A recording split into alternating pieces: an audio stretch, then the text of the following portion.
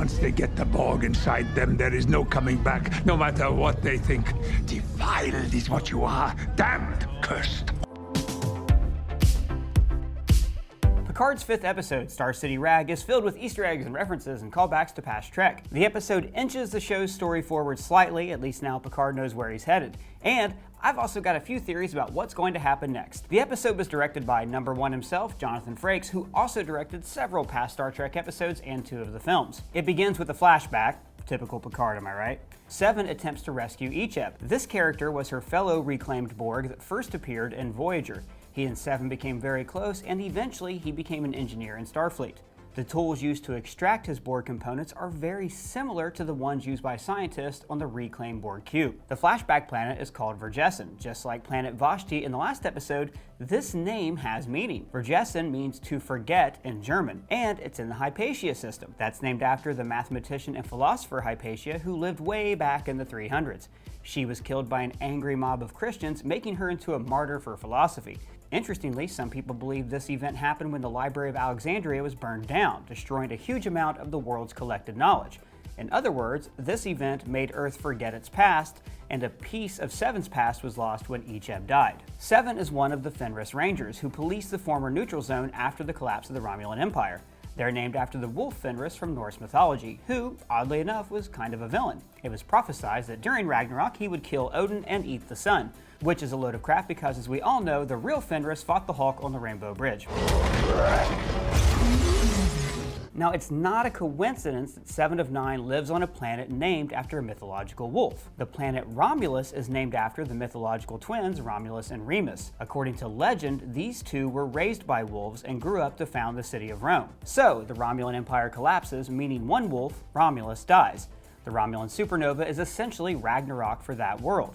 Now that one wolf, Romulus, is dead, a new wolf, representing death, Fenris, has to keep order by policing the remnants of the Romulan Empire. It's pretty clever.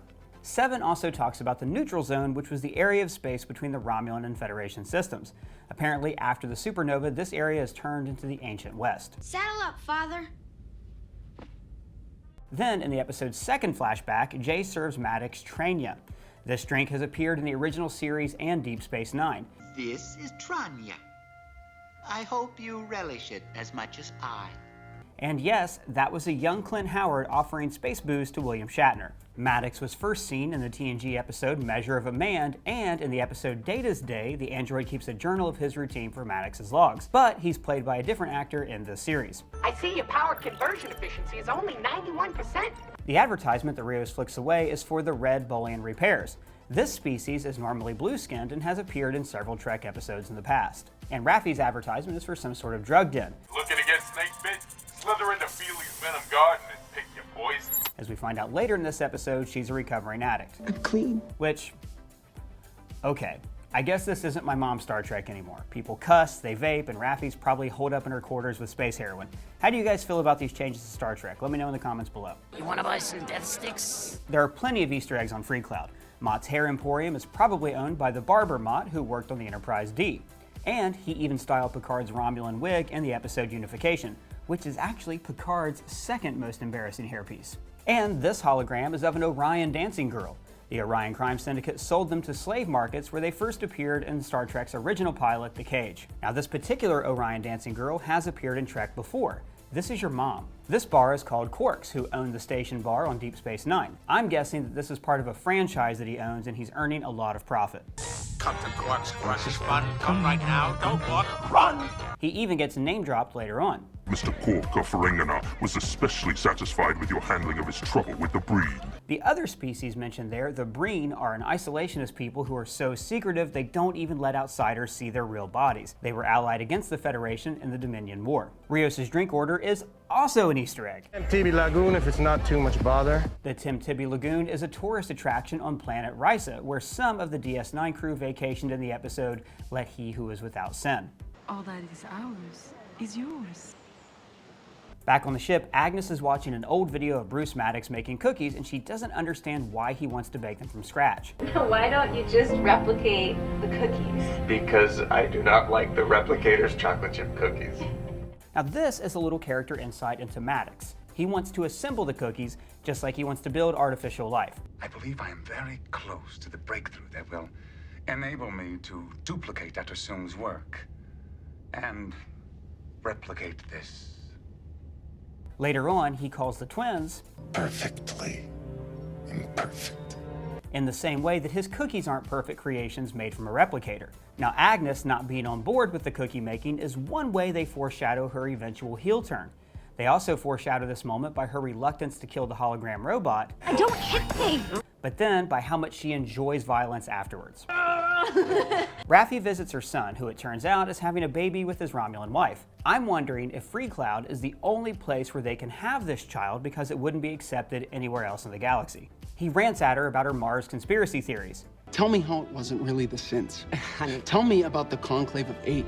And it's hard not to draw parallels here with 9/11 conspiracy theories, since Mars is meant to be the Federation's 9/11. The short film Children of Mars even shows school children reacting to the event like real-life kids reacted to September 11th. Now I'm curious about who this Conclave of 8 could be. Later, Maddox mentions that the Romulans and the Federation are part of the same conspiracy. The Romulans. Not just them. I think the Federation are involved. So maybe everyone is involved in this thing. The Federation, the Romulans, the Klingons, the Cardassians, IMF. Who knows how deep this goes? Also, if Raffi suspected the Romulans were really behind the attack, that would have created a rift between her son and his Romulan wife. It is good to see you again, Annika. Jay calls Seven by her human name, Annika. She never adopted this name in Voyager, but this is implying that, for a time, she used it after returning to the Alpha Quadrant. Maybe she embraced her human side a little bit more, but then went back to 7 of 9 after the events of the supernova. When she beams back down to Freecloud, the original theme from Star Trek Voyager plays.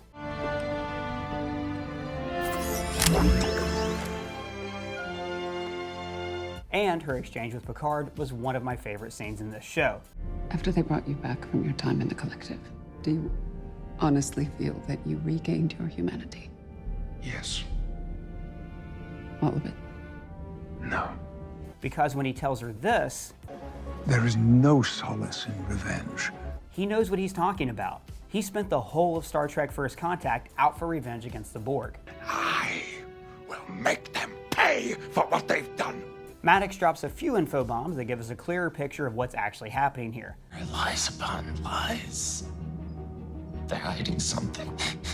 But we still don't know everything. I mean, at its heart, Picard is a serial mystery show, with every episode revealing another piece of the puzzle. That's why the tarot cards slowly form a picture, just as he slowly assembled in the intro. So let's talk about this final scene and bust out a few theories.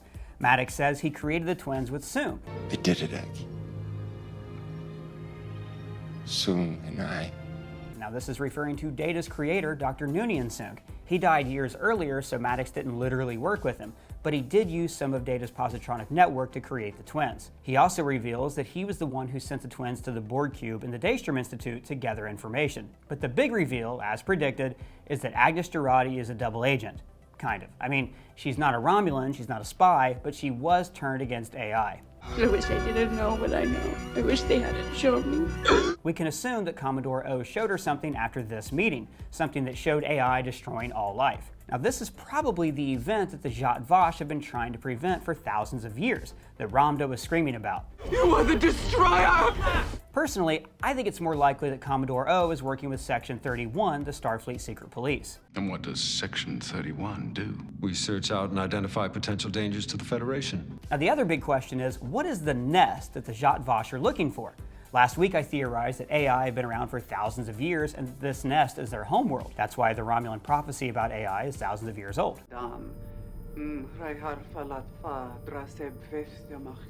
Or, some people theorize in the comments, the nest could be Maddox's secret lab where he created more AI. But if that's the case, he wouldn't have been on the run in this episode. But what are your Picard theories? Let me know in the comments below. And hey, if it's your first time here, you might as well subscribe. For Screen Crush, I'm Ryan Airy.